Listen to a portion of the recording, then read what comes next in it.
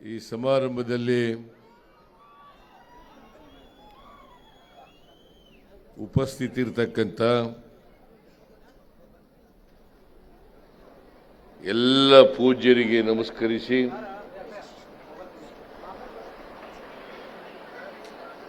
ಈ ಸಮಾರಂಭದ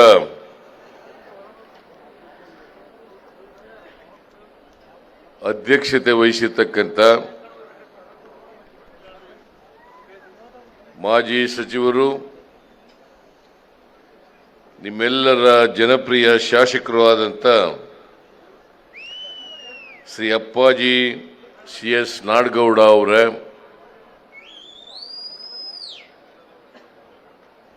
ಮುಖ್ಯ ಅತಿಥಿಗಳಾಗಿ ಭಾಗವಹಿಸಿರ್ತಕ್ಕಂಥ ಸಚಿವರಾದಂಥ ಡಾಕ್ಟರ್ MB ಪಾಟೀಲ್ ಅವರೇ, ಇನ್ನೊಬ್ಬರು ಸಚಿವರಾದಂಥ ಶಿವಾನಂದ S ಪಾಟೀಲ್ ಅವರೇ, ಈ ಸಮಾರಂಭದಲ್ಲಿ ಭಾಗವಹಿಸಿರ್ತಕ್ಕಂಥ ಶಾಸಕರಾದಂಥ ಶ್ರೀ ಯಶವಂತರಾಯಗೌಡ V ಪಾಟೀಲ್ ಅವರೇ, ಮೇಲ್ಮನೆಯ ಸದಸ್ಯರಾದಂಥ ಪ್ರಕಾಶ್ ರಾಥೋಡ್ ಅವರೇ, ಶಾಸಕರಾದಂಥ ಶ್ರೀ ವಿಠಲ್ ದೋಂಡಿಬಾ ಕಟಕದೋಂಡ ಅವರೇ,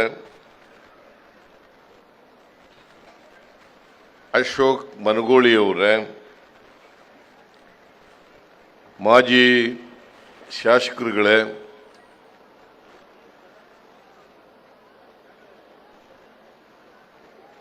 ವೇದಿಕೆ ಮೇಲಿರ್ತಕ್ಕಂಥ ಎಲ್ಲ ಆಹ್ವಾನಿತ ಗಣ್ಯರೇ,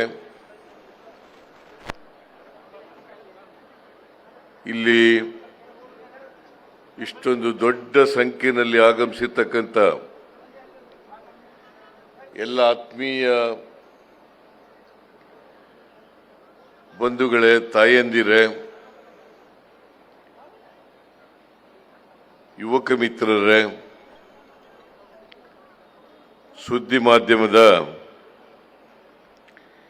ಎಲ್ಲ ಗೆಳೆಯರೇ, ಇವತ್ತು ಮುದ್ದೇಬಿಹಾಳ ವಿಧಾನಸಭಾ ಕ್ಷೇತ್ರದಲ್ಲಿ ಅನೇಕ ಅಭಿವೃದ್ಧಿ ಕಾರ್ಯಕ್ರಮಗಳಿಗೆ ಶಂಕುಸ್ಥಾಪನೆ ಮಾಡತಕ್ಕಂಥ, ಲೋಕಾರ್ಪಣೆ ಮಾಡತಕ್ಕಂಥ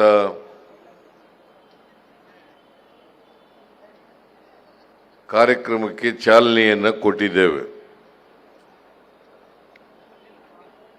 ಸುಮಾರು 227 ಕೋಟಿ ರೂಪಾಯಿಗಳು 227 ಕೋಟಿ ರೂಪಾಯಿಗಳ ಅಭಿವೃದ್ಧಿ ಕಾರ್ಯಕ್ರಮಗಳು, ಸುಮಾರು 98 ಕೋಟಿ ರೂಪಾಯಿಗಳು ಲೋಕಾರ್ಪಣೆ, 128 ಕೋಟಿ ಶಂಕುಸ್ಥಾಪನೆ ಕಾರ್ಯಕ್ರಮವನ್ನು ಮಾಡಿದ್ದೇವೆ. ಕೆಲವರು ಟೀಕೆ ಮಾಡ್ತಾರೆ, ಸಿದ್ದರಾಮಯ್ಯನವರ ಸರ್ಕಾರದಲ್ಲಿ ಅಭಿವೃದ್ಧಿ ಕೆಲಸ ಮಾಡಲಿಕ್ಕೆ ಹಣ ಇಲ್ಲ,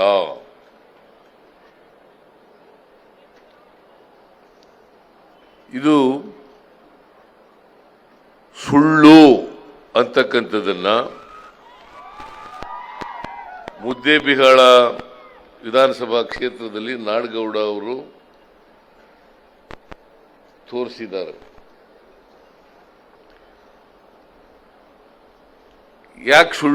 ಯಾಕೆ ದುಡ್ಡಿಲ್ಲ ಅಂತ ಹೇಳ್ತಾ ಇದ್ದಾರೆ ಅಂತಂದ್ರೆ,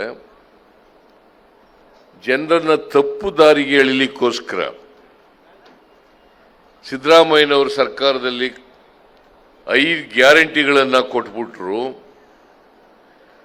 ಈ 5 ಗ್ಯಾರಂಟಿಗಳನ್ನು ಕೊಟ್ಟದ್ರಿಂದ ಅಭಿವೃದ್ಧಿ ಕೆಲಸ ಮಾಡಲಿಕ್ಕೆ ಹಣ ಇಲ್ಲ, ಇದು ಅಪ್ಪಟ ಸುಳ್ಳು.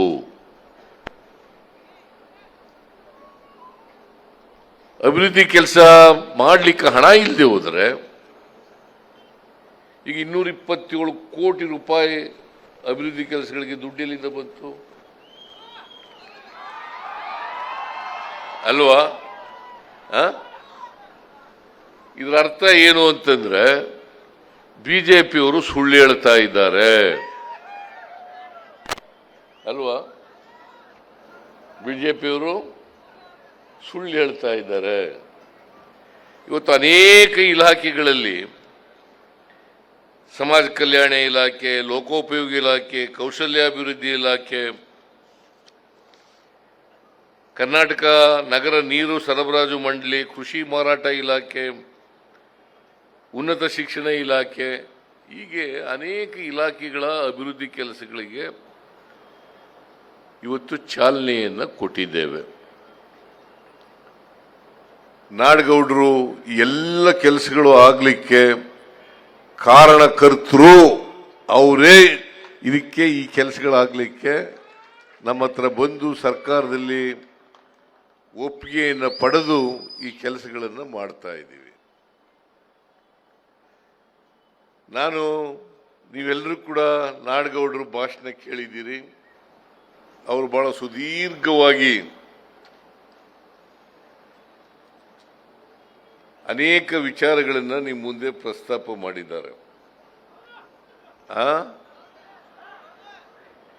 ನಾಡಗೌಡರು ಒಬ್ಬ ಸಭ್ಯ ರಾಜಕಾರಣಿ,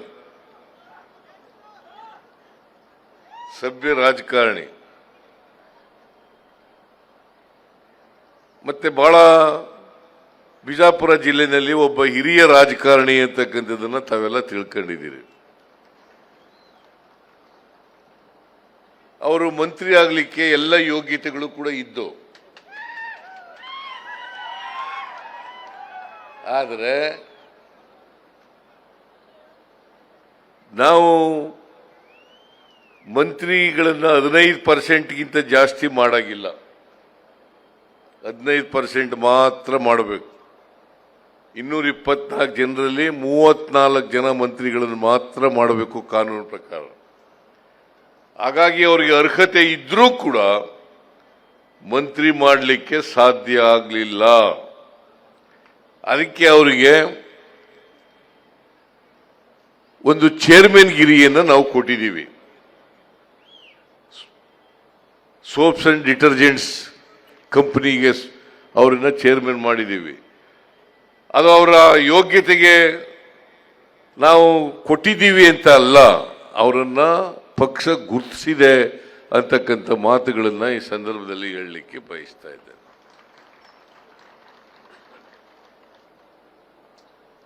ನಾಡಗೌಡರು ಬಹಳ ಅನುಭವ ಇರ್ತಕ್ಕಂಥ ರಾಜಕಾರಣಿ. ಅನೇಕ ಸಾರಿ ಸರ್ಕಾರಕ್ಕೆ ಸಲಹೆ ಸೂಚನೆಗಳನ್ನು ಕೂಡ ಕೊಡ್ತಾರೆ. ಆಡಳಿತ ಜನಪರವಾಗಿರಬೇಕಾದ್ರೆ ಯಾವ ರೀತಿ ಇರಬೇಕು ಅನ್ನೋದ್ರ ಬಗ್ಗೆಯೂ ಕೂಡ ತಮ್ಮ ಅಭಿಪ್ರಾಯಗಳನ್ನು ವ್ಯಕ್ತ ಮಾಡ್ತಾರೆ. ಸೊ ಅಂಥವ್ರ ಕ್ಷೇತ್ರದಲ್ಲಿ ಇವತ್ತು ನನಗೆ ಕರೆದು ಈ ಎಲ್ಲ ಅಭಿವೃದ್ಧಿ ಕಾರ್ಯಕ್ರಮಗಳಿಗೆ ಚಾಲನೆ ಕೊಡ್ತಕ್ಕಂಥ ಅವಕಾಶವನ್ನು ಕಲ್ಪಿಸಿಕೊಟ್ಟಿದ್ದಾರೆ. ನಾನು ಅವರಿಗೆ ಮತ್ತು ನಿಮ್ಮೆಲ್ಲರಿಗೂ ಕೂಡ ಅಭಿನಂದನೆಗಳನ್ನು, ಧನ್ಯವಾದಗಳನ್ನು ಹೇಳಲಿಕ್ಕೆ ಬಯಸ್ತಾ ಇದ್ದೇನೆ. ಕಳೆದ ವಿಧಾನಸಭಾ ಚುನಾವಣೆಯಲ್ಲಿ ನಾನು ಬಂದಿದ್ದೆ ಇಲ್ಲಿಗೆ. ಮತದಾನಕ್ಕಿಂತ ಮುಂಚಿತವಾಗಿ ಪ್ರಜಾಧ್ವನಿ ಕಾರ್ಯಕ್ರಮದಲ್ಲಿ ಬಂದಿದ್ದೆ. ಮಾರ್ಚ್ ನಮ್ಮ ಲಾಯರು ಡೇಟು ಜ್ಞಾಪಕ ಇಟ್ಕೊಂಡಿದ್ದಾರೆ. ಮಾರ್ಚ್ ತಿಂಗಳು 22 ಮಾರ್ಚ್ 22ನೇ ತಾರೀಕು ಬಂದಿದ್ದೆ. ನಾನು ಆಗ ಎಲ್ಲ ಮತದಾರರಲ್ಲಿ ಮನವಿಯನ್ನು ಮಾಡಿದ್ದೆ, ನಾಡಗೌಡರವರನ್ನು ಗೆಲ್ಲಿಸಿ, ಕಾಂಗ್ರೆಸ್ ಪಕ್ಷವನ್ನು ಗೆಲ್ಲಿಸಿ, ಕಾಂಗ್ರೆಸ್ ಪಕ್ಷ ಅಧಿಕಾರಕ್ಕೆ ಬಂದರೆ ನಾವು ರಾಜ್ಯದಲ್ಲಿ ಅಭಿವೃದ್ಧಿ ಕೆಲಸಗಳನ್ನು ಮಾಡ್ತೇವೆ, ಬದಲಾವಣೆಯನ್ನು ತರ್ತಕ್ಕಂಥ ಪ್ರಯತ್ನವನ್ನು ಮಾಡ್ತೇವೆ, ಬಡವರು, ದಲಿತರು, ಹಿಂದುಳಿದವರು, ಅಲ್ಪಸಂಖ್ಯಾತರು, ಮಹಿಳೆಯರು, ರೈತರು ಇವ್ರ ಪರವಾಗಿ ಕಾರ್ಯಕ್ರಮಗಳನ್ನು ಕೊಡ್ತೇವೆ ಅಂತಕ್ಕಂಥ ಮಾತುಗಳನ್ನು ಹೇಳಿದ್ದು. ಆ ಸಂದರ್ಭದಲ್ಲಿ ನಾವು 5 ಗ್ಯಾರಂಟಿಗಳನ್ನು ಕೊಡ್ತೇವೆ ಅಂತ ಹೇಳಿದ್ದು. 5 ಗ್ಯಾರಂಟಿಗಳನ್ನು ಕೊಡ್ತೇವೆ ಅಂತ ಹೇಳಿದ್ದು. ಆ 5 ಗ್ಯಾರಂಟಿಗಳಲ್ಲಿ ಶಕ್ತಿ ಯೋಜನೆ ಅಂತಕ್ಕಂಥದ್ದು ಮಹಿಳೆಯರಿಗೆ ಸಹಾಯ ಮಾಡತಕ್ಕಂಥ ಯೋಜನೆ. ಅದು ಶಕ್ತಿ ಯೋಜನೆ. ಆಮೇಲೆ ಗೃಹ ಲಕ್ಷ್ಮಿ ಅಂತಕ್ಕಂಥ ಯೋಜನೆಯನ್ನು ಕೂಡ ಹೇಳಿದ್ದು. ಗೃಹ ಲಕ್ಷ್ಮಿ, ಗೃಹ ಜ್ಯೋತಿ ಕಾರ್ಯಕ್ರಮವನ್ನು ಕೂಡ ಹೇಳಿದ್ದು. ಮತ್ತೆ ಅನ್ನಭಾಗ್ಯ ಕಾರ್ಯಕ್ರಮ ಘೋಷಣೆ ಮಾಡಿದ್ದು. ಯುವ ನಿಧಿ ಕಾರ್ಯಕ್ರಮವನ್ನು ಕೂಡ ಘೋಷಣೆ ಮಾಡಿದ್ದು. ನಾವು ಅಧಿಕಾರಕ್ಕೆ ಬಂದು 8 ತಿಂಗಳಾಯ್ತು. 8 ತಿಂಗಳಾಯ್ತು. ನಾವು ಈ ರಾಜ್ಯದ ಜನರಿಗೆ ಭರವಸೆಯನ್ನು ಕೊಟ್ಟಿದ್ದದ್ದು, ನಾವು ಅಧಿಕಾರಕ್ಕೆ ಬಂದ ತಕ್ಷಣ ಈ 5 ಗ್ಯಾರಂಟಿಗಳನ್ನು ಈಡೇರಿಸ್ತೇವೆ ಅಂತಕ್ಕಂಥ ಮಾತುಗಳನ್ನು ಕೊಟ್ಟಿದ್ದು. ಇವತ್ತು ಅದರಂತೆ ಎಲ್ಲ 5 ಗ್ಯಾರಂಟಿಗಳನ್ನು ಕೂಡ ಜಾರಿಗೊಳಿಸಿದ್ದೇವೆ ಅಂತಕ್ಕಂಥದ್ದನ್ನ ಇವತ್ತು ನಮ್ಮ ಸರ್ಕಾರದ ಪರವಾಗಿ ನಾನು ಹೇಳಲಿಕ್ಕೆ ಬಯಸ್ತಾ ಇದ್ದೇನೆ. 5 ಗ್ಯಾರಂಟಿಗಳು ಕೂಡ ಜಾರಿಗೆ ಕೊಟ್ಟಿದ್ದೇವೆ. 8 ತಿಂಗಳೊಳಗಡೆ 5 ಗ್ಯಾರಂಟಿಗಳನ್ನು ಕೊಟ್ಟು ಜಾರಿಗೆ ಕೊಟ್ಟು ನುಡಿದಂತೆ ನಡೆದಿದ್ದೇವೆ. ನುಡಿದಂತೆ ನಡೆದಿದ್ದೇವೆ. ಹಿಂದೆನೂ ಕೂಡ 2008ರಿಂದ 13ರಿಂದ 18ರವರೆಗೆ ನಾನು ಮುಖ್ಯಮಂತ್ರಿಯಾಗಿರುವಾಗ 165 ಭರವಸೆಗಳನ್ನು ಕೊಟ್ಟಿದ್ದು. ಆ 165 ಭರವಸೆಗಳಲ್ಲಿ 158 ಭರವಸೆಗಳನ್ನು ಈಡೇರಿಸಿತು. 158 ಭರವಸೆಗಳನ್ನು ಈಡೇರಿಸಿತು. ಅದರ ಜೊತೆಗೆ ಭರವಸೆ ಕೊಡದೇ ಇರತಕ್ಕಂಥ ಸುಮಾರು 25ರಿಂದ 30 ಕಾರ್ಯಕ್ರಮಗಳನ್ನು ಕೂಡ ಜಾರಿಗೆ ಕೊಟ್ಟರು. 25-30 ಕಾರ್ಯಕ್ರಮಗಳನ್ನು ಕೊಟ್ಟವು. ಸುಮಾರು 98% ಕಾರ್ಯಕ್ರಮಗಳನ್ನು ಜಾರಿ ಮಾಡಿದ್ದೇವೆ. ನಾವು ನುಡಿದಂತೆ ನಡೆದಿದ್ದೀವೋ ಇಲ್ಲ? ಬಸವಾದಿ ಶರಣರನ್ನ ನಾವು ಹೇಳ್ತೀವಿ. ಏನಂತ ಹೇಳ್ತೀವಿ? ನುಡಿದಂತೆ ನಡೆದವರು. ಏನು ಜನರಿಗೆ ಮಾತು ಕೊಡ್ತಾರೆ, ಆ ಮಾತಿನಂತೆ ನಡ್ಕೊಳ್ತಕ್ಕಂಥದ್ದು. ತಮ್ಮ ಬದುಕಿನಲ್ಲಿ ನುಡಿದಂತೆ ನಡೆದಂಥವರು ಬಸವಾದಿ ಶರಣರು ಅಂತಕ್ಕಂಥದ್ದನ್ನ ಇವತ್ತು ನಾವು ಮರೀಲಿಕ್ಕೆ ಸಾಧ್ಯ ಅಲ್ವಾ? ಪೂಜ್ಯ ಸ್ವಾಮೀಜಿಯವರೆಲ್ಲ ನನಗೆ ಒಂದು ಅಭಿನಂದನಾ ಪತ್ರವನ್ನ ಕೊಟ್ಟಿದ್ದಾರೆ. ಕಾರಣ ಯಾಕಪ್ಪ ಅಂತಂದ್ರೆ ಬಸವಣ್ಣವರನ್ನ ಸಾಂಸ್ಕೃತಿಕ ನಾಯಕ ಅಂತೇಳಿ ಸರ್ಕಾರ ತೀರ್ಮಾನ ಮಾಡಿದೆ, ಅದನ್ನ ಘೋಷಣೆ ಮಾಡಿದೆ ಅಂತಕ್ಕಂಥ ಕಾರಣಕ್ಕೋಸ್ಕರವಾಗಿ ನನಗೆ ಅಭಿನಂದನಾ ಪತ್ರವನ್ನು ಕೊಟ್ಟಿದ್ದಾರೆ. ಅದಕ್ಕಾಗಿ ಎಲ್ಲ ಸ್ವಾಮೀಜಿಯವರಿಗೆ ನಾನು ಕೃತಜ್ಞತೆಗಳನ್ನು ಸಂದರ್ಭದಲ್ಲಿ ಸಲ್ಲಿಸಲಿಕ್ಕೆ ಬಯಸ್ತಾ ಇದ್ದೇನೆ. ನಾನು ಬಸವಾದಿ ಶರಣರ ಅನುಯಾಯಿ, ಬಸವಣ್ಣವರ ಅನುಯಾಯಿ. ಯಾಕಂತಂದ್ರೆ ನಾನು ಒಂದು ಹಿಂದುಳಿದ ಜಾತಿಯಿಂದ ಬಂದಂಥವ್ರು.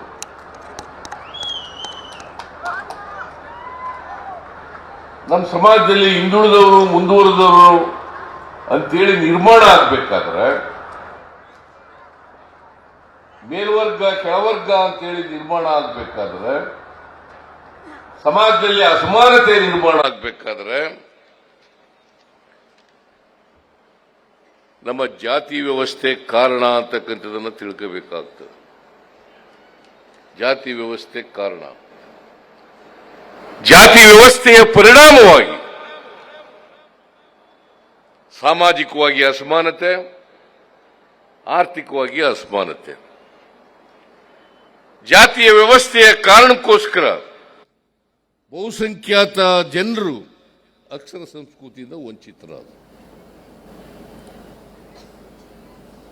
ಯಾರಿಗೆ ಅವಕಾಶಗಳು ಸಿಕ್ತು,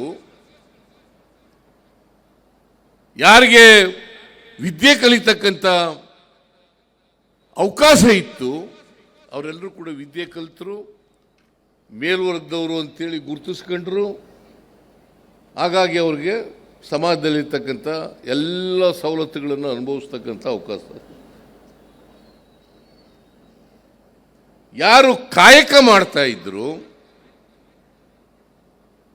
ಕಾಯಕ ಮಾಡೋರು, ಅದಕ್ಕೆ ಬಸವಾದಿ ಶರಣರು ಕಾಯಕವೇ ಕೈಲಾಸ ಅಂತ ಹೇಳಿದ್ರು. ಯಾವ ಕಾಯಕನೂ ಕೂಡ ಕೀಳುವಲ್ಲ ಮೇಲುವಲ್ಲ, ಕಾಯಕದ ಮೂಲಕನೇ ನೀವು ಕೈಲಾಸ ಕಾಣಬೇಕು ಅಂತ ಹೇಳಿದ್ರು. ಕಾಯಕ ಮಾಡೋರು ಉತ್ಪಾದಕರು ಎಲ್ಲರೂ ಕೂಡ. ಬಸವಾದಿ ಶರಣರು ಏನು ಹೇಳಿದ್ರು ಅಂತಂದ್ರೆ, ಕಾಯಕ ಮಾಡದೇನೆ ಬದುಕಬಾರದು, ಕಾಯಕ ಮಾಡೇ ಬದುಕಬೇಕು, ಕಾಯಕ ಮಾಡೇ ಊಟ ಮಾಡಬೇಕು. ಸಮಾಜದಲ್ಲಿ ಅಸಮಾನತೆ ಸಮಾಜದಲ್ಲಿ ಏನಾಗಿತ್ತು ಅಂತಂದ್ರೆ, ಕಾಯಕ ಮಾಡೋರು ಯಾರೋ, ಉತ್ಪಾದನೆ ಮಾಡೋರು ಯಾರೋ, ಅದನ್ನು ಅನುಭವಿಸೋರು ಇನ್ಯಾರೋ. ಇದು ಆಗಬಾರ್ದು ಸಮಾಜದಲ್ಲಿ. ಹಾಗಾಗಿ ನಾವು ಅಸಮಾನತೆಯನ್ನು ಕಾಣಲಿಕ್ಕೆ ಸಾಧ್ಯ ಆಗುತ್ತೆ. ಬಡವರು, ಶ್ರೀಮಂತರು, ಮೇಲ್ವರ್ಗ, ಕೆಳವರ್ಗ ಇವನ್ನೆಲ್ಲ ನೋಡಲಿಕ್ಕೆ ಸಾಧ್ಯ ಆಗ್ತದೆ. ಇವೆಲ್ಲ ಬದಲಾವಣೆಯಾಗಿ ಸಮಾಜ ನಿರ್ಮಾಣ ಆಗಬೇಕು ಅಂತಕ್ಕಂಥ ಕನಸನ್ನು ಬಸವಾದಿ ಶರಣರು ಕಂಡಿದ್ದರು. ಅದಕ್ಕಾಗಿ ಇಡೀ ಜೀವನದ ಉದ್ದಕ್ಕೆ ವಚನ ಸಾಹಿತ್ಯದ ಮೂಲಕ ಬದಲಾವಣೆಯನ್ನು ತರಲಿಕ್ಕೆ ಪ್ರಯತ್ನವನ್ನು ಮಾಡಿದ್ರು.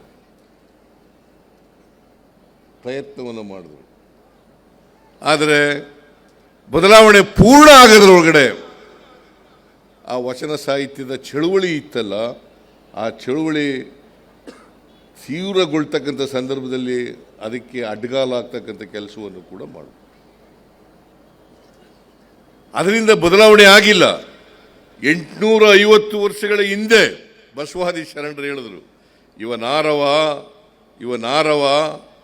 ನಾರವ ಎಂದು ಎನಿಸದಿರಯ್ಯ, ಇವ ನಮ್ಮವ ಎಂದೆನಿಸಯ್ಯ, ನಿನ್ನ ಮನೆಯ ಮಗನೆಂದೆನಿಸಯ್ಯ, ಕೂಡಲ ಸಂಗಮ ದೇವ. ಆಗಿದೆಯಾ ಅದು? ಎಲ್ಲರೂ ನಮ್ಮವರು ಅಂತಾರ.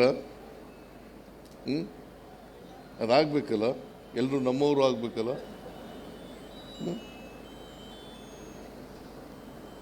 ಅದು ಆಗಲಿಲ್ಲ. ಇನ್ನ ಕಾರಣ ಯಾಕಪ್ಪ ಅಂತಂದ್ರೆ, ನಮ್ಮ ಜಾತಿ ವ್ಯವಸ್ಥೆ ಇದೆಯಲ್ಲ, ಸಾಮಾಜಿಕ ವ್ಯವಸ್ಥೆ ಚಲನೆ ಇಲ್ಲ, ಜೆಟ್ಟುಗಟ್ಟಿಬಿಟ್ಟಿದೆ. ಯಾವ ಸಾಮಾಜಿಕ ವ್ಯವಸ್ಥೆಗೆ ಆರ್ಥಿಕ ಸಾಮಾಜಿಕ ಚಟುವಟಿಕೆಗಳಿರಲ್ಲ, ಆ ಸಾಮಾಜಿಕ ವ್ಯವಸ್ಥೆ ಅದು ಜಡ್ಡುಗಟ್ಟಿರ್ತದೆ, ಚಲನರಹಿತವಾಗಿರ್ತದೆ. ಇದನ್ನು ನಾವು ಅರ್ಥ ಮಾಡ್ಕೋಬೇಕಾಗ್ತದೆ. ನಮ್ಮ ಜಾತಿ ವ್ಯವಸ್ಥೆ ಎಷ್ಟು ಮಟ್ಟಿಗೆ ಬೇರ್ ಬಿಟ್ಬಿಟ್ಟಿದೆ ಅಂತಂದ್ರೆ ಆರ್ಥಿಕ ಸಾಮಾಜಿಕ ಚಲನೆ ವಲನಗಳಿಲ್ಲದೇನೆ ಅದು ಅಷ್ಟು ಸುಲಭವಾಗಿ ಅದನ್ನು ಕಿತ್ತಾಕ್ಲಿಕ್ಕೆ ಸಾಧ್ಯ ಆಗದೆ ಇರತಕ್ಕಂಥ ಪರಿಸ್ಥಿತಿ ಸಮಾಜದಲ್ಲಿ ನಿರ್ಮಾಣ ಆಗಿದೆ. ನಾನು ಯಾವಾಗಲೂ ಹೇಳ್ತಾ ಇರ್ತೀನಿ ಒಂದು ನನ್ನ ಅನುಭವನ.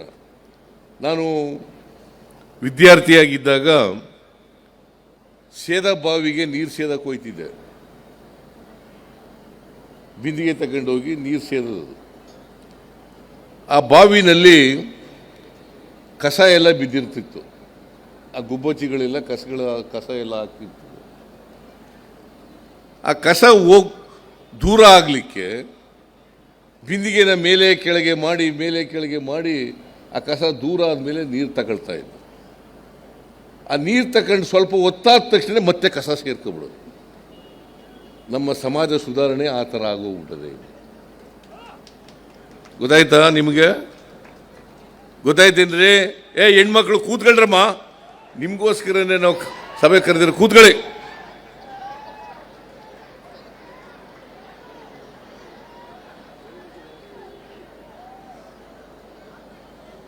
ನಮ್ಮ ಸಮಾಜದ ವ್ಯವಸ್ಥೆ ಏನು ಅಂತಂದ್ರೆ, ಆ ಬಿಂದಿಗೆ ಮೇಲೆ ಕೆಳಗೆ ಮಾಡಿದಾಗ ಹಿಂಗೆ ಹೋಗೋದು ಕಸ, ಮತ್ತೆ ಹೋಗಿ ಬಂದು ಸೇರ್ಕೊಂಬಿಡೋದು. ಸಮಾಜ ಸುಧಾರಣೆ ಮಾಡಲಿಕ್ಕೆ ಪ್ರಯತ್ನ ಮಾಡಿದಾಗೆಲ್ಲ ಸ್ವಲ್ಪ ಬದಲಾವಣೆ ಆಗೋದು, ಮತ್ತೆ ಬದಲಾವಣೆ ಆಗದೆ ಇರ್ತಕ್ಕಂಥ. ಸೊ ಇದು ಇವತ್ತು ನಮ್ಮ ಸಮಾಜದಲ್ಲಿ ಕಾರಣ ಯಾಕಪ್ಪ ಅಂತಂದರೆ, ನಮ್ಮ ಸಾಮಾಜಿಕ ವ್ಯವಸ್ಥೆ ಚಲನರಹಿತವಾಗಿರೋದ್ರಿಂದ ಈ ಥರ ಆಗ್ತದೆ ಅಂತಕ್ಕಂಥದ್ದನ್ನು ಅರ್ಥ ಮಾಡ್ಕೋಬೇಕು. ಅದಕ್ಕೆ ಬಸವಾದಿ ಶರಣರು ಈ ಸಮಾಜ ಬದಲಾವಣೆಯನ್ನು ಮಾಡಿ ಎಲ್ಲರೂ ಮನುಷ್ಯರಾಗಿ ಬಾಳಬೇಕಪ್ಪ, ಮನುಷ್ಯರಾಗಿ ಬಾಳಬೇಕು. ಅಂಧಶ್ರದ್ಧೆಗಳಿರಬಾರ್ದು, ಮೌಢ್ಯಗಳಿರಬಾರ್ದು. ಕರ್ಮ ಸಿದ್ಧಾಂತವನ್ನು ಸಂಪೂರ್ಣವಾಗಿ ಯಾರು ತಿರಸ್ಕರಿಸಿದ್ರೆ ಅದು ಬಸವಾದಿ ಶರಣರು ಅಂತಕ್ಕಂಥದ್ದನ್ನು ತಿಳ್ಕೋಬೇಕು. ಕರ್ಮ ಸಿದ್ಧಾಂತ, ನೀನು ಯಾಕಪ್ಪ ಬಡವನಾಗಿದೆಯಾ, ನೀನು ಯಾಕೆ ಅವಿದ್ಯಾವಂತನಾಗಿದೆಯಾ, ನಿನಗೆ ಯಾಕೆ ಹೊಟ್ಟೆಗಿಲ್ಲ ಅಂತಂದರೆ, ನಾನು ಹಿಂದಿನ ಜನ್ಮದಲ್ಲಿ ಪಾಪದ ಕೆಲಸ ಮಾಡಿಬಿಟ್ಟಿದ್ದೆ, ಅದಕ್ಕೋಸ್ಕರವಾಗಿ ಹಿಂಗೆ ಹುಟ್ಟುಬಿಟ್ಟಿದ್ದೀನಿ. ಇದು ಹೇಳ್ಕೊಟ್ಟವ್ರು ಯಾರು? ಪಟ್ಟಭದ್ರಹಿತಾಸಕ್ತರು. ಯಾಕೆ ಹಿಂಗೆ ಹುಟ್ಟಿದ್ಯಾ? ಅವನು ಯಾಕೆ ಶ್ರೀಮಂತ ಆಗಿದ್ದಾನೆ? ಅವನು ಹಿಂದಿನ ಜನ್ಮದಲ್ಲಿ ಪುಣ್ಯ ಮಾಡಿದ್ದ, ಅದಕ್ಕೋಸ್ಕರ ಅವ ಹಿಂಗೆ ಹುಟ್ಟುಬಿಟ್ಟಿದ್ದಾನೆ, ಶ್ರೀಮಂತ ಆಗ್ಬಿಟ್ಟಿದ್ದಾನೆ. ಆಮೇಲೆ ನೀನು ಯಾಕೆ ಅವಿದ್ಯಾವಂತನಾದೆ? ನಾನು ಹಣೆಯಲ್ಲಿ ಬರೆದು ಬಿಟ್ಟಿತ್ತಪ್ಪ, ಏನು ಮಾಡೋಕ್ಕಾಗುತ್ತೆ? ಹಣೆಯಲ್ಲಿ ಬರೆಯೋಕ್ಕೆ ಬಂದನ ದೇವರು. ಬಸವಾದಿ ಶರಣರು ಇದನ್ನೆಲ್ಲ ತಿರಸ್ಕಾರ ಮಾಡಿದ್ರು. ನಾವು ತಿಳ್ಕೋಬೇಕು, ಬಸವಾದಿ ಶರಣರು ಯಾವತ್ತೂ ಕೂಡ ಕಂದಾಚಾರಗಳನ್ನು, ಮೌಢ್ಯಗಳನ್ನು, ಕರ್ಮ ಸಿದ್ಧಾಂತವನ್ನು ಒಪ್ಪಿರಲಿಲ್ಲ. ನಾವು ಬಸವಣ್ಣನವರನ್ನು ಪೂಜೆ ಮಾಡ್ತೀವಿ ಅನ್ನೋದಾದರೆ ಮೊದಲು ಬಸವಾದಿ ಶರಣರು ವಚನಗಳನ್ನು ತಿಳ್ಕೊಳ್ತಕ್ಕಂಥ ಪ್ರಯತ್ನವನ್ನು ಮಾಡಿ, ಬಸವಾದಿ ಶರಣರ ವಚನಗಳನ್ನು ಪಾಲನೆ ಮಾಡದೆ ಹೋದರೆ ಈ ಸಮಾಜ ಯಾವತ್ತೂ ಕೂಡ ಬದಲಾವಣೆ ಆಗಲಿಕ್ಕೆ ಸಾಧ್ಯ ಇಲ್ಲ. ಎಲ್ಲರೂ ಕೂಡ ಮನುಷ್ಯರಾಗಲಿಕ್ಕೆ ಸಾಧ್ಯ ಇಲ್ಲ. ಬಸವಾದಿ ಶರಣರು ಹೇಳಿದಂಥ ಸಮಾಜ ನಿರ್ಮಾಣ ಆಗಲಿಕ್ಕೆ ಸಾಧ್ಯ ಇಲ್ಲ. ಅದಕ್ಕೋಸ್ಕರನೇ ಬಸವಣ್ಣವರು ಅನುಭವ ಮಂಟಪವನ್ನು ಮಾಡಿ ತಳ ಸಮುದಾಯದ ಜನರಿಗೆ ಅನುಭವ ಮಂಟಪದಲ್ಲಿ ಭಾಗಿಯಾಗ್ತಕ್ಕಂಥ ಅವಕಾಶವನ್ನು ಕಲ್ಪಿಸ್ಕೊಟ್ಟಿದ್ರು.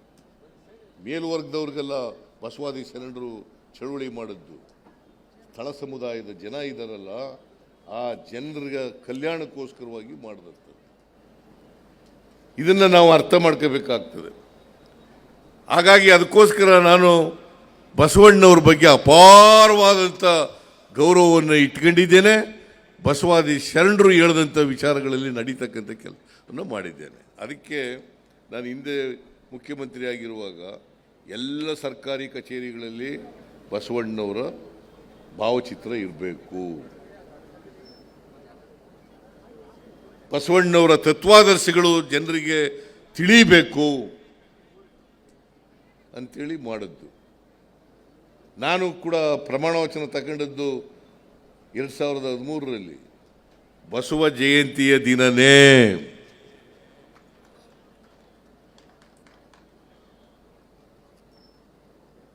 ಆ ಕಾರಣಕ್ಕೋಸ್ಕರ ನನಗೆ ಸ್ವಾಮೀಜಿಯವರೆಲ್ಲ ಬಂದಿದ್ರು, ಇಳಕಲ್ ಸ್ವಾಮೀಜಿನೂ ಕೂಡ ಬಂದಿದ್ರು. ಬಸವಣ್ಣವರನ್ನ ಸಾಂಸ್ಕೃತಿಕ ನಾಯಕ ಅಂತೇಳಿ ಘೋಷಣೆ ಮಾಡಬೇಕು ಅಂತೇಳಿ, ಇದು ಭಾಳ ಸುಲಭದ ಕೆಲಸ, ಮಾಡೋಣ ಅಂತೇಳಿ ಹೇಳಿದೆ. ಮುಂದಿನ ಕ್ಯಾಬಿನೆಟ್ನಲ್ಲಿ ತಗೊಬಂದು ಇದನ್ನು ಮಾಡ್ತೀವಿ ಅಂತ ಹೇಳಿ ಕೊನೆಗೆ ಬಸವಣ್ಣನವರನ್ನು ಸಾಂಸ್ಕೃತಿಕ ನಾಯಕ ಅಂತ ಮಾಡಿದ್ದೀವಿ. ಹಿಂದೆ ಯಾರು ಕೂಡ ಮಾಡಿರಲಿಲ್ಲ. ಬಸವಣ್ಣ ಹೆಸರು ಹೇಳ್ತಾರೆ ಅಷ್ಟೇ, ಬಸವಣ್ಣವ್ರ ವಚನ ಹೇಳ್ತಾರೆ ಅಷ್ಟೇ, ಅದು ಯಾರು ಪ್ರಯತ್ನ ಮಾಡೋಕ್ಕೆ ಹೋಗಿರಲಿಲ್ಲ. ನಮ್ಮ ಸರ್ಕಾರ ಮಾಡಿದೆ. ಅದು ಆಷಾಢಭೂತಿಗೋಸ್ಕರ ಅಥವಾ ಆಷಾಢಭೂತಿತನ ಅಲ್ಲ, ಅಥವಾ ರಾಜಕೀಯಕ್ಕೋಸ್ಕರ ಮಾಡಿರ್ತಕ್ಕಂಥದ್ದು ಅಲ್ಲ.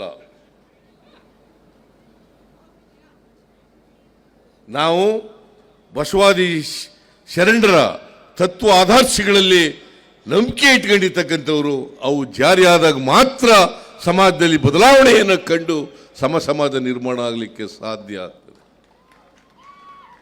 ಅದಕ್ಕೋಸ್ಕರ ಈ ಗ್ಯಾರಂಟಿಗಳು ಕೂಡ ಇವತ್ತು ನಾವು ಮಾಡಿದ್ದೀವಲ್ಲ, ಎಲ್ಲ ಜಾತಿಯ ಎಲ್ಲ ಧರ್ಮದ ಜನರು, ಒಂದು ಜಾತಿಯವರಲ್ಲ ಅಥವಾ ಒಂದು ಪಕ್ಷದವರಲ್ಲ. ಬರೀ ಕಾಂಗ್ರೆಸ್ ಪಕ್ಷದವ್ರು ಇದ್ದಾರ? ಬಸ್ನಲ್ಲೆಲ್ಲ ಇವತ್ತು 142 ಕೋಟಿ ಮಹಿಳೆಯರು, 142 ಕೋಟಿ ಮಹಿಳೆಯರು ಜೂನ್ 11ನೇ ತಾರೀಕಿನಿಂದ ಇವತ್ತಿನವರಿಗೆ ಫ್ರೀಯಾಗಿ ಸರ್ಕಾರಿ ಬಸ್ಗಳಲ್ಲಿ ತಿರುಗಾಡಿದ್ದಾರೆ ಟಿಕೆಟ್ ಕೊಡದೆ ಅಂತಂದರೆ ಅದು ಒಂದು ಜಾತಿ ಮಹಿಳೆಯರಿದ್ದಾರ, ಒಂದು ಧರ್ಮದವರು ಇದ್ದಾರ? ಎಲ್ಲ ಜಾತಿಯವರು ಇದ್ದಾರೆ, ಎಲ್ಲ ಪಕ್ಷದವರು ಇದ್ದಾರೆ, ಎಲ್ಲ ಧರ್ಮದವರು ಇದ್ದಾರೆ. ಜಾತಿರಹಿತವಾಗಿ ಎಲ್ಲರಿಗೂ ಕೂಡ ಇವತ್ತು ಹೆಣ್ಮಕ್ಳಿಗೆ ಆರ್ಥಿಕವಾಗಿ ಸಾಮಾಜಿಕವಾಗಿ ಶಕ್ತಿ ತುಂಬಬೇಕು ಅನ್ನೋ ಕಾರಣಕ್ಕೋಸ್ಕರವಾಗಿ ಎಲ್ಲ ಹೆಣ್ಮಕ್ಳು ಫ್ರೀಯಾಗಿ ಬಸ್ನಲ್ಲಿ ತಿರುಗಾಡ್ತಕ್ಕಂಥ ಕಾರ್ಯಕ್ರಮವನ್ನು ಜಾರಿಗೆ ತಗೊಂಡ್ಬಂದಿದ್ದೀವಿ. ಇದೇ ಶಕ್ತಿ ಯೋಜನೆ. ಶಕ್ತಿ ಯೋಜನೆ ಅವರು ಟಿಕೆಟ್ ತಗೊಳ್ಳಿಕ್ಕೆ ಖರ್ಚು ಮಾಡ್ತಿದ್ದಾರಲ್ಲ ಹಣ, ಅದು ಉಳಿತಾಯ ಆಗ್ತದೆ. ಆ ಹಣ ಉಳಿತಾಯ ಆಗ್ತದೆ. ಜೊತೆಗೆ ಗೃಹಲಕ್ಷ್ಮಿ ಅಂತಕ್ಕಂಥ ಇವತ್ತು 1,17,00,000 ಹೆಣ್ಮಕ್ಳಿಗೆ, 1,17,00,000 ಹೆಣ್ಮಕ್ಳಿಗೆ, ಮನೆ ಯಜಮಾನಿಯರಿಗೆ ತಿಂಗಳಿಗೆ 2,000 ರೂಪಾಯಿ, ತಿಂಗಳಿಗೆ 2,000 ರೂಪಾಯಿ. ಏನರಮ್ಮ ಹಿಂದೆ ಯಾವಲ್ಲಾರು ಸರ್ಕಾರ ಕೊಟ್ಟಿತ್ತ? ಯಾವ್ದಾದ್ರು ಸರ್ಕಾರ ಕೊಟ್ಟಿತ್ತ? ಯಾಕಂತಂದ್ರೆ ಕೊಂಡ್ಕೊಳ್ತಕ್ಕಂಥ ಶಕ್ತಿ ಹೆಚ್ಚಾಗಬೇಕು. ಇವತ್ತಿನ ಬೆಲೆ ಏರಿಕೆ ಪರಿಸ್ಥಿತಿನಲ್ಲಿ ನಿರುದ್ಯೋಗದ ಸಮಸ್ಯೆ ಇವತ್ತು ಹೆಚ್ಚಾಗಿರ್ತಕ್ಕಂಥ ಸಂದರ್ಭದಲ್ಲಿ ಜೀವನ ಮಾಡಬೇಕಲ್ಲ. ಅದಕ್ಕೋಸ್ಕರ ಯಾರು ಬಡವರು ಇದ್ದಾರೆ, ಎಲ್ಲ ಸಮಾಜದ ಬಡವರು, ಆ ಬಡವರ ಕೈನಲ್ಲಿ ಹಣ ಸಿಕ್ಕಬೇಕು ಅನ್ನೋ ಕಾರಣಕ್ಕೋಸ್ಕರವಾಗಿ 2,000 ರೂಪಾಯಿಗಳನ್ನು ಪ್ರತಿ ಹೆಣ್ಮಗಳಿಗೆ ಕೊಡ್ತಾ ಇದ್ದೀವಿ. ಮನೆ ಯಜಮಾನಿಗೆ 1,17,00,000 1,17,00,000 ಮಹಿಳೆಯರಿಗೆ ಕೊಡ್ತಾ ಇದ್ದೀವಿ. 2,000 ರೂಪಾಯಿ ಉಳಿತು, 2,000 ರೂಪಾಯಿ ಸಿಕ್ತು ತಿಂಗಳಿಗೆ. ಜೊತೆಗೆ ಗೃಹ ಜ್ಯೋತಿ ಕಾರ್ಯಕ್ರಮ 1,61,00,000 1,61,00,000 ಗ್ರಾಹಕರಿಗೆ 200 ಯೂನಿಟ್ ವರೆಗೆ ಬಿಲ್ ಕಟ್ಟಾಗಿಲ್ಲ, ದುಡ್ಡು ಕೊಡಾಗಿಲ್ಲ, ಬಿಲ್ಗೆ ಅವ್ರಿಗೆ ಬಿಲ್ ದುಡ್ಡು ಇಲ್ಲದೆ ರೀತಿಯಲ್ಲಿ ಕೊಡ್ತೀವಿ. 200 ಯೂನಿಟ್ ವರೆಗೆ ವಿದ್ಯುತ್ ಶಕ್ತಿ ಮನೆಯಲ್ಲಿ ಬಳಸ್ತಾರಲ್ಲ, ಅದಕ್ಕೆ 200 ಯೂನಿಟ್ ವರೆಗೆ ಫ್ರೀಯಾಗಿ ಕೊಡ್ತೀವಿ. ಆಮೇಲೆ ನಾನು ಅನ್ನಭಾಗ್ಯ ಕಾರ್ಯಕ್ರಮ, ಯಾರು ಕೂಡ ಬಡವರು ಹಸಿದು ಮಲಗಬಾರದು, ಶ್ರೀಮಂತರು ಮಾತ್ರ ಹೊಟ್ಟೆ ತುಂಬಿಸ್ಕೋಬಾರದು, ಬಡವರು ಹೊಟ್ಟೆನೂ ಕೂಡ ತುಂಬಬೇಕು. ಕರ್ನಾಟಕದಲ್ಲಿ ಹಸಿವು ಮುಕ್ತ ರಾಜ್ಯ ಆಗಬೇಕು ಅಂತೇಳಿ ಹಿಂದೆ 7 kg ಅಕ್ಕಿಯನ್ನು ಫ್ರೀಯಾಗಿ ಕೊಡ್ತಾ ಇದ್ದೆ. ಆಮೇಲೆ ಬಂದಂಥ ಸರ್ಕಾರ, ಬಿಜೆಪಿ ಸರ್ಕಾರ 5 kg ಇಳಿಸ್ಬಿಟ್ರು. ಆ 5 kg ಜೊತೆಗೆ ಇನ್ನೂ 5 kg ಕೊಡ್ತೀವಿ ಅಂತೇಳಿ ಚುನಾವಣಾ ಪೂರ್ವದಲ್ಲಿ ಹೇಳಿದ್ದು. ಅದಕ್ಕೋಸ್ಕರ ಇವತ್ತು ಕೇಂದ್ರ ಸರ್ಕಾರದವರು ಅಕ್ಕಿ ಕೊಡಲ್ಲ ಅಂತಂದ್ಬಿಟ್ರು ನಮಗೆ. FCIನವರು, ಫುಡ್ ಕಾರ್ಪೊರೇಷನ್ ಆಫ್ ಇಂಡಿಯಾ, ಅಕ್ಕಿ ಕೊಡಲ್ಲ ಅಂತ ಹೇಳ್ಬಿಟ್ರು. ಅದಕ್ಕೆ ನಾನೇನು ಮಾಡಿದೆ, 1 kg ಅಕ್ಕಿಗೆ 34 ರೂಪಾಯಿನಂತೆ, 170 ರೂಪಾಯಿ 5 kgಗೆ ಪ್ರತಿ ಒಬ್ಬರಿಗೆ. 1,28,00,000 ಕುಟುಂಬಗಳಿಗೆ, 1,28,00,000 ಕುಟುಂಬಗಳಿಗೆ ಇವತ್ತು 170 ರೂಪಾಯಿಯನ್ನ ಅವರ ಅಕೌಂಟ್ಗೆ ವರ್ಗಾವಣೆ ಮಾಡಿ. ಯುವ ನಿಧಿ ಕಾರ್ಯಕ್ರಮ ಯಾರು 2022-23ರಲ್ಲಿ ಓದಿ ಕೆಲಸ ಸಿಕ್ಕಿರಲ್ಲ, 6 ತಿಂಗಳಾದ್ರೂ ಕೆಲಸ ಸಿಕ್ಕಿರಲ್ಲ, ಅವ್ರಿಗೆ 2 ವರ್ಷದವರೆಗೆ ಪದವೀಧರ ನಿರುದ್ಯೋಗಿಗಳಿಗೆ 3,000 ರೂಪಾಯಿ ಪದವಿ, ಆಮೇಲೆ ನಿರುದ್ಯೋಗಿ ಡಿಪ್ಲೊಮಾ ಹೋಲ್ಡರ್ಸ್ಗೆ 1,500 ರೂಪಾಯಿ. ಅದ್ರ ಜೊತೆಗೆ ಸ್ಕಿಲ್ ಟ್ರೈನಿಂಗ್ ಕೂಡ ಕೊಡ್ತೀವಿ, ತರಬೇತಿ ಕೂಡ ಕೊಡ್ತೀವಿ. 2 ವರ್ಷದಲ್ಲಿ ಕೆಲಸ ಸಿಕ್ಕಬೇಕು ಅನ್ನೋದು ನಮ್ಮ ಉದ್ದೇಶ. ಕೆಲಸ ಸಿಕ್ಕಲಿಕ್ಕೆ ಏನೇನು ಟ್ರೈನಿಂಗ್ ಕೊಡಬೇಕು ಅವೆಲ್ಲ ಟ್ರೈನಿಂಗ್ಗಳನ್ನು ಕೊಡ್ತೀವಿ. ಇವೆಲ್ಲ ಕಾರ್ಯಕ್ರಮಗಳಿಂದ ಇವತ್ತು 4.5 ಕೋಟಿ ಜನಸಂಖ್ಯೆಗೆ, 4,50,00,000 ಜನರಿಗೆ ಒಂದಲ್ಲ ಒಂದು ತಿಂಗಳಿಗೆ 4,000 ರಿಂದ 5,000 ರೂಪಾಯಿಗಳನ್ನು ಕೊಡ್ತಾ ಇದ್ದೀವಿ. ಹಿಂದೆ ಯಾವುದಾದ್ರು ಸರ್ಕಾರ ಕೊಟ್ಟಿತ್ತ? ಆರ್ಥಿಕವಾಗಿ ಶಕ್ತಿ ಬೇಕಲ್ಲ, ಸಾಮಾಜಿಕವಾಗಿ ಶಕ್ತಿ ಬೇಕಲ್ಲ, ಅವ್ರ ಮಕ್ಕಳು ಓದಿಸ್ಬೇಕಲ್ವಾ, ಅವರು ಕಾರ್ಮಿಕರು ಅವರ ಕಾರ್ಖಾನೆಗಳಲ್ಲಿ ಎಲ್ಲೇ ಕೆಲಸ ಮಾಡ್ತಾರೆ ಅಲ್ಲಿಗೆ ಹೋಗ್ಬೇಕಲ್ವಾ, ಕೂಲಿ ಮಾಡಕ್ಕೆ ಹೋಗ್ಬೇಕಲ್ಲ. ಅದಕ್ಕೋಸ್ಕರ ಅನೇಕ ಕಾರ್ಯಕ್ರಮಗಳನ್ನು ಇವತ್ತು, ಇವೆಲ್ಲ ಕಾರ್ಯಕ್ರಮಗಳು ಕೂಡ ನೇರವಾಗಿ ಫಲಾನುಭವಿಗಳಿಗೆ ತಲುಪ್ತದೆ, ಮಧ್ಯವರ್ತಿಗಳಿಲ್ಲ. ಅದಕ್ಕಾಗಿ ಈ ವರ್ಷ ನಮ್ಮ ಸರ್ಕಾರ 38,000 ಕೋಟಿ ರೂಪಾಯಿಗಳನ್ನು ಖರ್ಚು ಮಾಡ್ತಾ ಇದೆ. 38,000 ಕೋಟಿ. 24-25ರಲ್ಲಿ 24-25ನೇ ವರ್ಷದಲ್ಲಿ, ಮುಂದಿನ ವರ್ಷ ಅಂದರೆ ಮುಂದಿನ ವರ್ಷ 58,000 ಕೋಟಿ ರೂಪಾಯಿಗಳನ್ನು ಖರ್ಚು ಮಾಡ್ತಾರೆ. ಹಿಂದೆ ಯಾವ ಸರ್ಕಾರ ಖರ್ಚು ಮಾಡಿತ್ತು? ಯಾವ ಸರ್ಕಾರ ಖರ್ಚು ಮಾಡಿತ್ತು? ನೀವೆಲ್ಲ ಆಶೀರ್ವಾದ ಮಾಡಿದ್ರಿ ಕಳೆದ ಚುನಾವಣೆಯಲ್ಲಿ. ನಾವು ಇವತ್ತು ನಿಮ್ಮ ಸಹಾಯಕ್ಕೆ, ಬಡವರಿಗೆ ಅವರ ಕೈಗೆ ಶಕ್ತಿ ಕೊಡ್ತಕ್ಕಂಥ, ಅವ್ರ ಕೈಗೆ ಹಣ ಕೊಡ್ತಕ್ಕಂಥ ಕೆಲಸವನ್ನ ಸರ್ಕಾರ ಮಾಡ್ತಾ ಇದೆ. ಬಿಜೆಪಿಯವರು ಹೇಳ್ತಾರೆ, ಇದೇ ನರೇಂದ್ರ ಮೋದಿ ಅವರು ಹೇಳಿದ್ರು, ಈ ಗ್ಯಾರಂಟಿಗಳನ್ನ ಜಾರಿ ಮಾಡಲಿಕ್ಕೆ ಸಾಧ್ಯ ಇಲ್ಲ. ಯಾರು ಹೇಳಿದ್ದು? ನನ್ other than the prime minister of this country.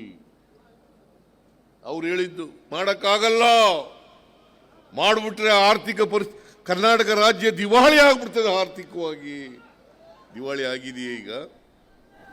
No.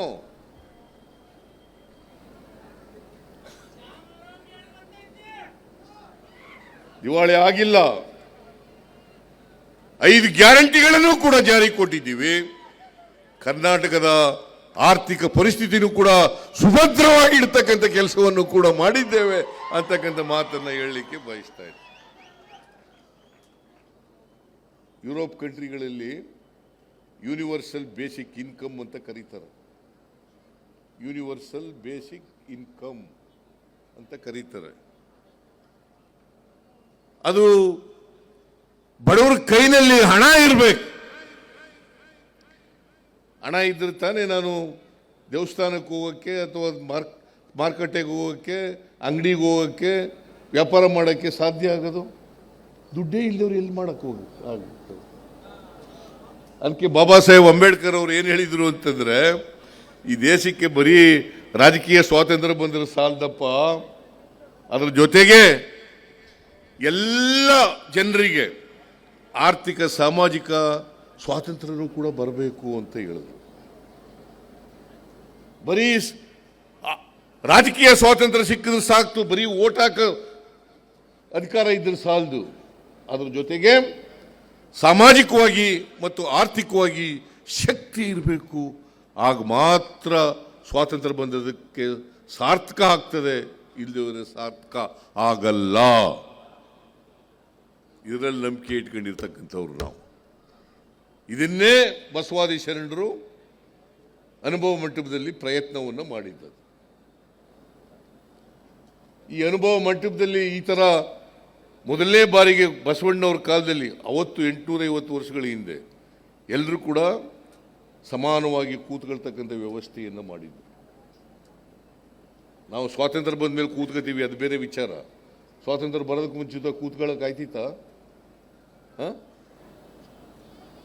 ಎಲ್ಲರೂ ಒಂದೇ ಸಮಯ ಹಿಂಗೆ ಆರಿಜಾಂಟೆಲ್ಲ ಕೂತ್ಕೊಳ್ಳೋಕೆ ಆಯ್ತಿತ್ತ? ಎಲ್ಲರೂ ಒಬ್ಬರ ಮೇಲೆ ಒಬ್ಬರನ್ನ ಇಟ್ಟುಬಿಟ್ಟಿದ್ರು. ಕೆಳಗಿರೋನು ಅಸ್ಪೃಶ್ಯ, ಆಮೇಲೆ ದಲಿತ, ಆಮೇಲೆ ಶೂದ್ರ, ಆಮೇಲೆ ವೈಶ್ಯ, ಆಮೇಲೆ ಕ್ಷತ್ರಿಯ, ಆಮೇಲೆ ಬ್ರಾಹ್ಮಣ.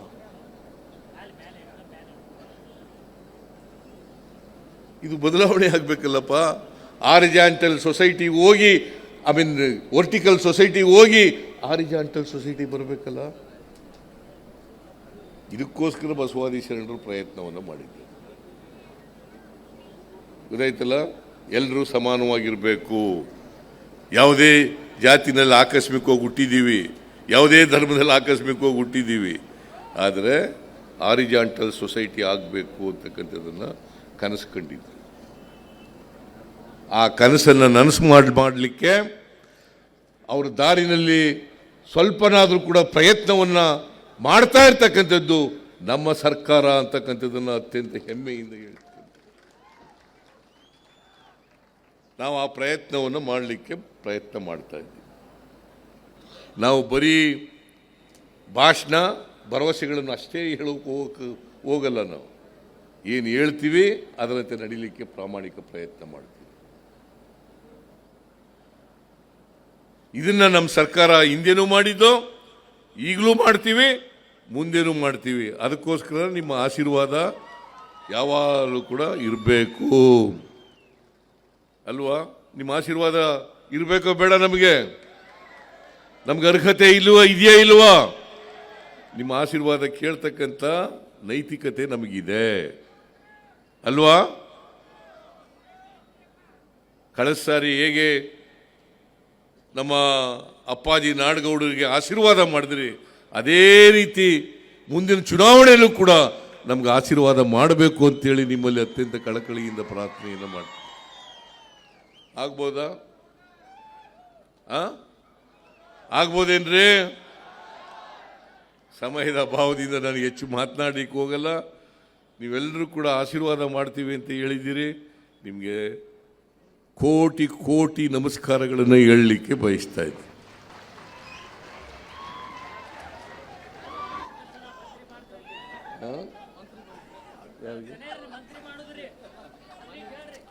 ಸುಮ್ಮನೆ ಕೂತ್ಗಳೇ, ನೀನು ನೋಡ್ತಾ ಇದ್ದೀವಿ, ಇಲ್ಲಿ ಪತ್ತನೇ ಇಲ್ವಲ್ಲ ಅಂತ.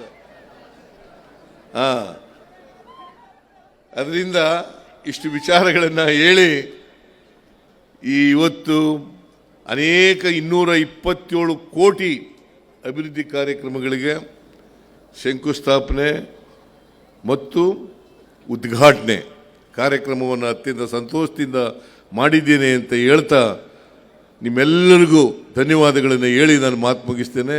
ಜೈ ಹಿಂದ್, ಜೈ ಕರ್ನಾಟಕ. ಧನ್ಯವಾದಗಳು ನಾಡಿನ ಮುಖ್ಯಮಂತ್ರಿಗಳಿಗೆ. ವಂದನಾರ್ಪಣೆಯ ಕಾರ್ಯಕ್ರಮ ಮಾನ್ಯ ಉಪವಿಭಾಗಾಧಿಕಾರಿ ಬಸವಣ್ಣಪ್ಪ ಕಲ್ಶೆಟ್ಟಿ ಸಾಹೇಬರು.